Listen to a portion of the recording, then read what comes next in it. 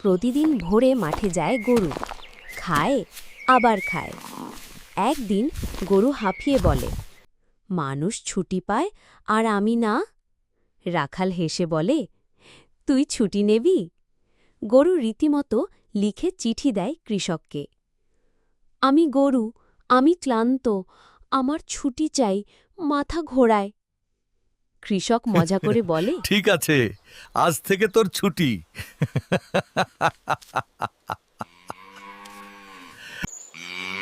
সেই দিন গরু আর মাঠে যায় না, টুপি পরে খাটে শোয়।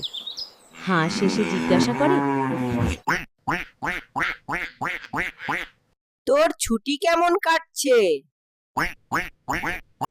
বোরিং, শুধু শুয়ে থাকা ভালো লাগে না। 3 দিন পর গরু নিজেই আবার মাঠে যায়। বসে থাকতে থাকতে শরীরটা যেন ঘাস চাইছে। সবাই হেসে বলে,